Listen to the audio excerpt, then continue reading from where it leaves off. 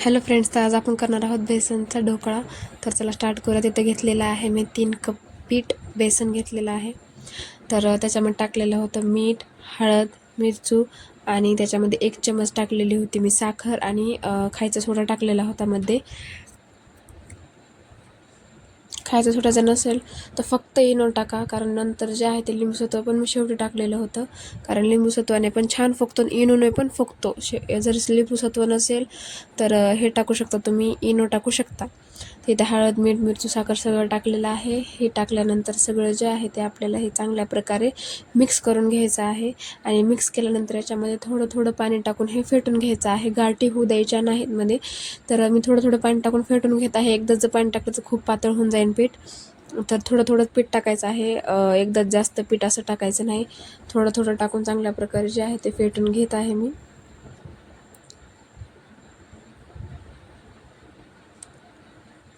आणि याची कन्सिस्टन्सी जी आहे ते कशी ठेवायची आहे आपल्याला, जास्त घट्ट पण नाही, जास्त पातळ पण नाही, मिडियम कन्सिस्टन्सी ठेवायची आहे.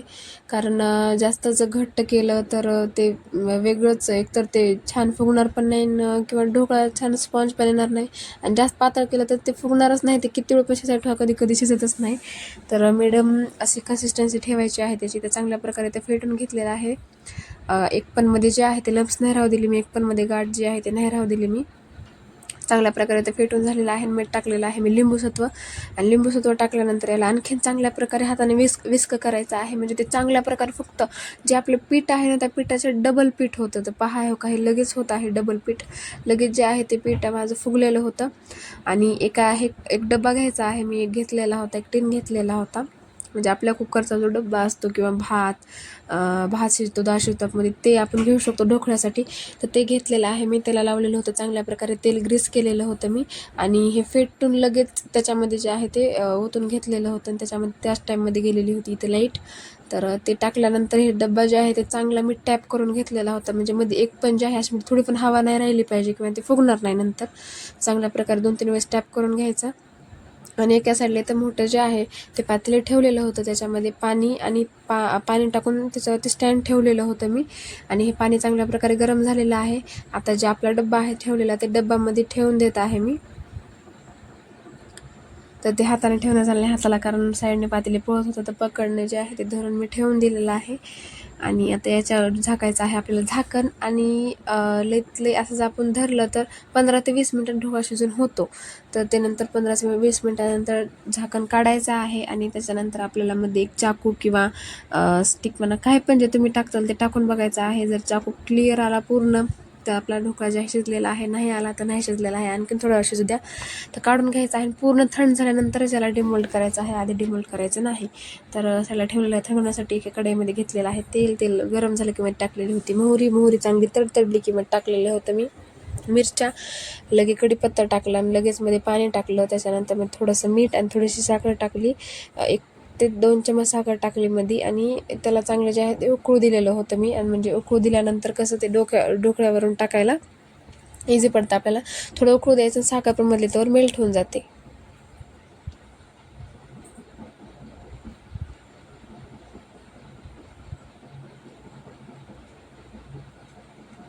थोडंच पाणी घेतलेलं होतं, जास्त पण घेऊ शकतो आपण, किंवा नुसतं त्याला तडका दिला तरी जमेल. त्याची चिमूटभरमध्ये मीठ टाकलेलं होतं मी. आणि त्याच्यानंतर मध्ये जे आहे ते साखर पण टाकलेली होती.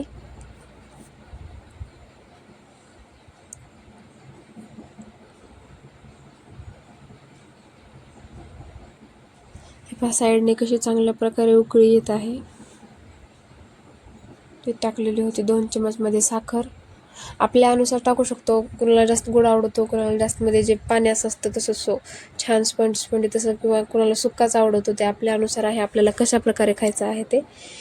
तर इथे जे आहे ते उकळी झालेली आहे. आणि लगेच मी ढोकळा डिमोल्ट करत आहे. एकदाच डिमोल्ट होऊन जातो, फक्त थंड होऊ द्यायचा आहे, गरम गरम करायचा नाही, तर तुटू शकतो ढोकळा.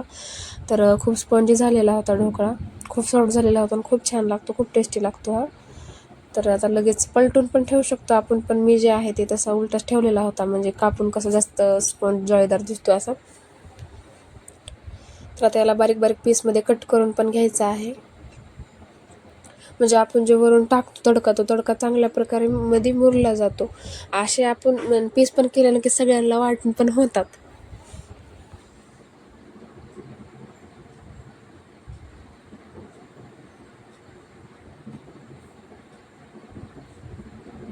खूप सॉफ्ट झालेला होता ढोकळा, खूपच सॉफ्ट झालेला होता. रव्याच्या पण ढोकळ्याची माझ्याकडे रेसिपी आहे, ते पण मी कधीतरी शेअर करीन. रवा आणि बेसन मिक्स दोन्हीचा आहे. तर हे पहा किती सॉफ्ट झालेलं आहे ते.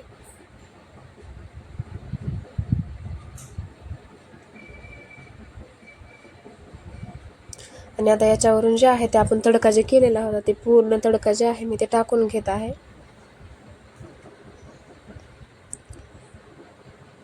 आणि त्याच्यावरून जे आहे ते लगेच कोथिंबीर टाकायची आहे. कोथिंबीर टाकल्यानंतर वरतून थोडेसे तीळ पण टाकलेले होते मी, आणि मस्त गार्निश केलं तर खूप छान सगळ्यांना सर्व केलं तर घरामध्ये सगळ्यांना खूप आवडला ढोकळा. तुम्ही पण नक्की ट्राय करा. आणि हे रेसिपी तुम्हाला कशी वाटली मला नक्की कळवा, आणि माझ्या चॅनलला लाईक शेअर सबस्क्राईब नक्कीच करा.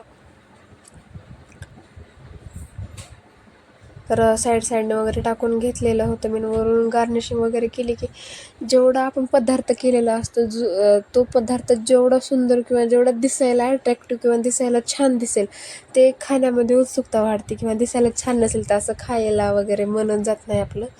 तर वरून कोथिंबीर वगैरे टाकली मी, त्याच्यानंतर वरतून तीळ पण टाकले. आणि आता माझा ढोकळा जे आहे ते एकदम रेडी आहे. तुम्ही पण ही रेसिपी नक्की ट्राय करा, मला नक्कीच कळवा की तुम्हाला ही रेसिपी कशी वाटली. आणि चॅनलला लाईक शेअर सबस्क्राईब नक्कीच करा. तर चला भेटूया अशाच पुढच्या छानशा व्लॉगमध्ये.